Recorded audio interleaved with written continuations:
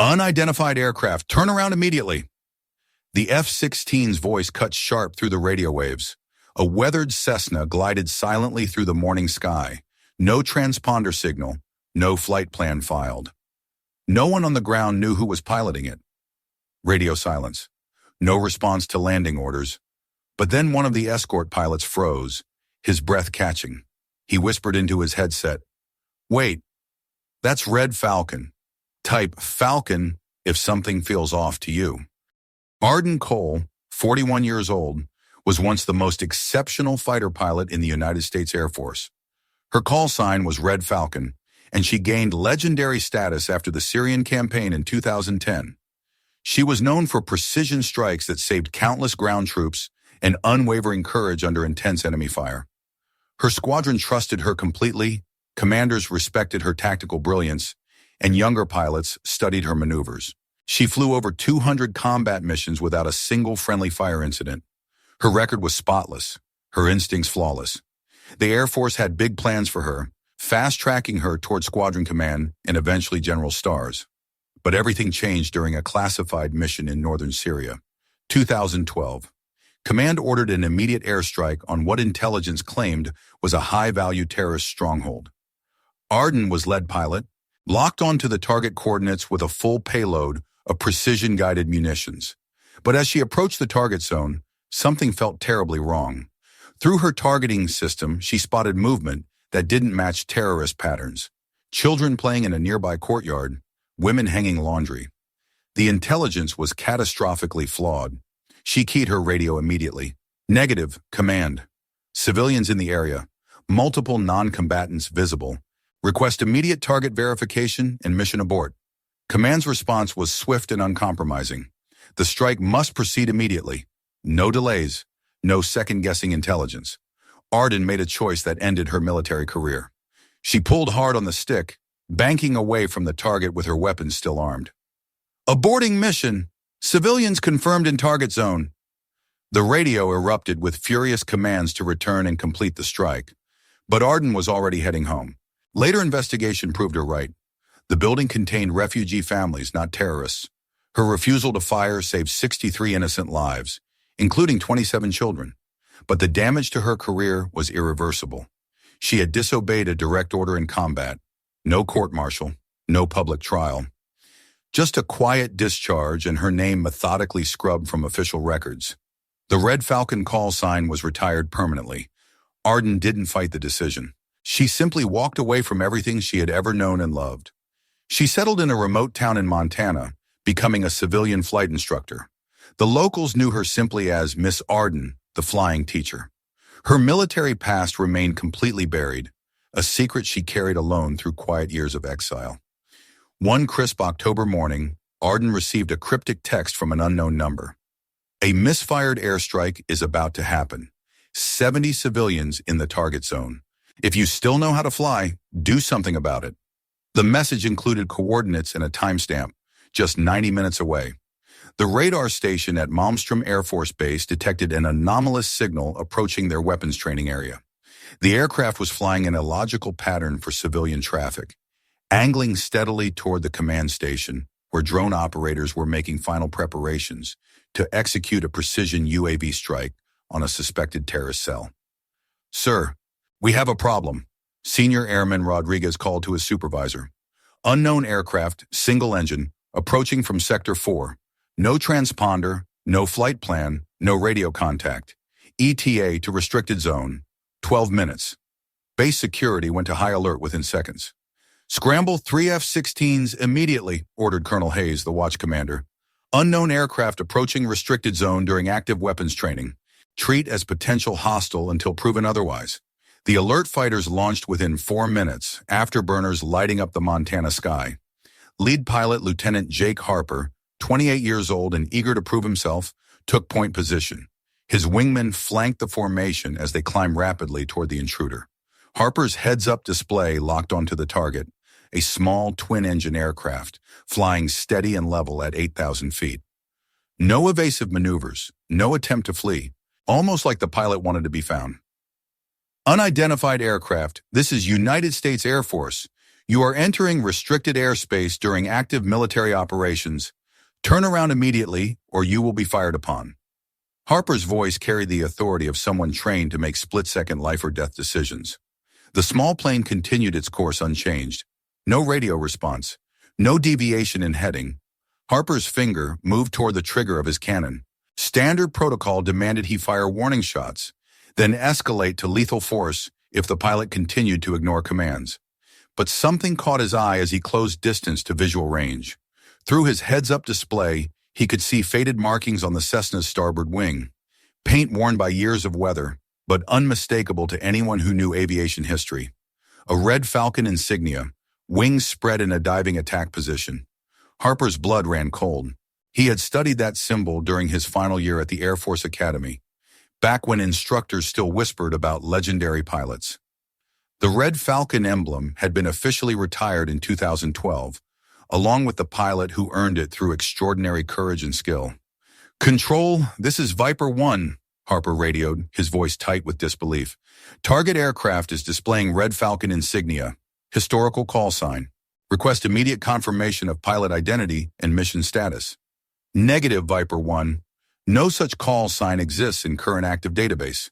Red Falcon designation was retired over a decade ago. Maintain intercept protocol and prepare to engage if target does not comply." But Harper hesitated, his training warring with instinct. Every pilot knew the stories, even if they weren't supposed to talk about them.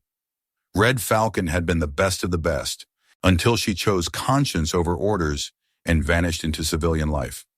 "Viper 2 and 3, maintain formation but hold fire until my command," Harper ordered his wingmen. "Something's not adding up here." The Cessna suddenly banked left, not away from the base but toward a different sector entirely. Harper realized with growing alarm that the aircraft wasn't trying to attack the military installation. It was heading directly toward the drone command center, where unmanned aircraft were being prepped for a strike mission scheduled to begin in exactly 18 minutes. "Control, unknown aircraft is not targeting base facilities. Repeat, aircraft appears to be heading towards Sector 7 UAV operations. Recommend immediate caution on all scheduled unmanned missions." Below them, the small plane continued its determined path. Harper made a decision that would either end his career or save lives. Instead of forcing the aircraft down, he chose to follow it, maintaining visual contact while his instincts told him that whoever was flying that old Cessna wasn't a terrorist. They were trying to prevent something catastrophic. Arden's fingers moved across her radio panel with muscle memory that hadn't faded despite 12 years away from military aircraft. She activated an emergency frequency that hadn't been used since the Cold War, a priority alpha emergency code known only to senior command staff and veteran pilots who had served during the most classified operations. The signal bypassed every normal communication protocol.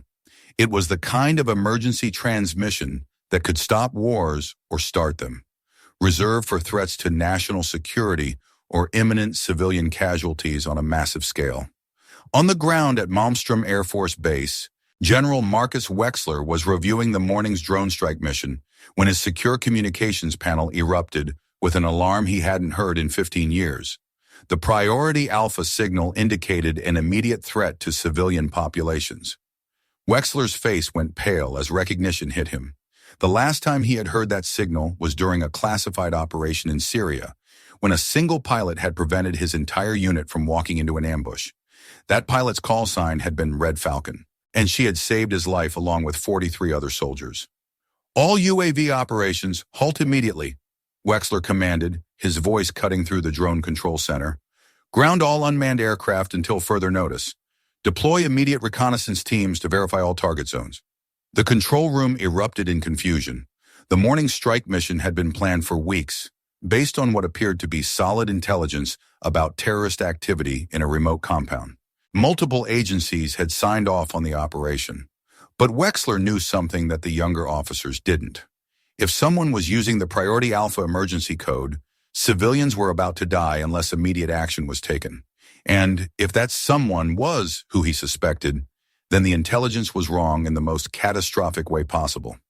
"Sir, we have confirmation from ground teams," reported Major Santos 28 minutes later. "Target coordinates contain approximately 70 civilian refugees including 36 children. They're sheltering in buildings that were marked for destruction. The compound appears to be a refugee camp, not a terrorist stronghold. Wexler closed his eyes, feeling the weight of what had almost happened. Without Arden's intervention, the military would have carried out an airstrike that would have killed dozens of innocent people and created an international crisis. Abort all strike missions in Sector 7 immediately, Wexler ordered. Reclassify target zone as protected civilian area. I want a full investigation into how our intelligence analysis failed this badly. Meanwhile, above, Lieutenant Harper watched the small Cessna begin to turn away from the military zone. His radio crackled with new orders that changed everything. Viper 1, provide honor escort for civilian aircraft. Do not engage. Repeat, do not engage under any circumstances. Pilot is confirmed friendly with highest security clearance. Harper formed up alongside the weathered Cessna, close enough to see into the cockpit. The pilot was a woman with graying hair, wearing no military uniform, just a worn leather flight jacket and aviator sunglasses. But her flying technique was absolutely flawless, the kind of precision that came from thousands of hours in high-performance military aircraft. She turned toward Harper's F-16 and gave him a brief salute through the window, a gesture of mutual respect between pilots.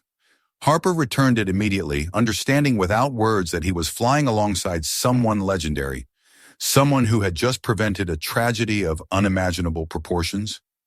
The formation headed back toward Malmstrom Air Force Base, the F-16s providing honor escort rather than hostile interception. Word spread quickly through the control tower about what had just happened. A civilian pilot had prevented a catastrophic military error using knowledge and access codes that shouldn't have existed. When Arden's Cessna touched down, ground crews and pilots had gathered to witness something extraordinary. No one spoke as she taxied to the civilian aviation area and shut down her engines. But every person present understood they had just witnessed history. General Wexler was waiting when Arden climbed out of her aircraft, looking older than she remembered, but with the same intensity she recalled from their days serving together. "Arden," he said simply, "it's been too long." "Marcus," she replied with a slight nod, "you haven't changed much. We screwed up badly today, without your warning." He didn't finish the sentence. They both knew what would have happened. Arden declined all interviews, all medals, all official recognition. She had learned long ago that doing the right thing didn't require an audience or applause. When the base public affairs officer approached her about a ceremony, she simply shook her head and continued walking toward her aircraft. "I'm not here for recognition," she told General Wexler as they stood beside her Cessna. "I'm here because 70 people deserve to wake up tomorrow morning with their families intact." Wexler nodded, understanding completely. The system failed those civilians today. Hell, it failed you 12 years ago when we forced you out. But you didn't fail them. Arden ran her hand along the wing of her old aircraft, feeling the metal that had carried her through another crisis. "The system isn't perfect, Marcus. It's run by people, and people make mistakes. But that doesn't mean we stop trying to do better." "Your discharge papers," Wexler said, pulling an envelope from his jacket. "I had them reviewed by legal. The decision was politically motivated, not operationally justified. We can reinstate you tomorrow, restore your rank and pension." Arden looked at the envelope but made no move to take it. "I appreciate the gesture, but I'm not the same person who wore that uniform. And maybe that's exactly what made today possible." She climbed back into her cockpit, running through post-flight checks with methodical precision. Through the windscreen, she could see young pilots watching her with curiosity, some probably wondering who she was and why their commanding general was treating a civilian instructor with such reverence. "Will we see you again?" Wexler asked as she prepared to taxi out. "Only if you need me," Arden replied, starting her engines. "And let's both hope you don't." A month later, in the pilot's ready room at Malmstrom Air Force Base, someone hung a small frame photograph on the wall among the official portraits and squadron memorabilia. It showed a faded Red Falcon insignia against a blue sky, with simple text below. "Red Falcon, flying not for orders, but for conscience." New pilots would ask about the photograph, and older ones would tell the story in hushed tones. About a pilot who chose civilians over career, who returned when needed most, and who reminded everyone that sometimes the most important missions are the ones nobody orders you to fly. The photograph remained there for years, a quiet testament to the idea that heroism doesn't always wear a uniform, and that the most important battles are often fought by people who have already walked away from the war. Arden didn't need permission to do what was right. She didn't need a uniform to save lives, and she didn't need an audience to prove her courage. In a chaotic world, Red Falcon demonstrated that sometimes one person making one right choice at the right moment can prevent tragedy on an unimaginable scale. Her story reminds us that heroism isn't about following orders blindly or seeking recognition for our actions.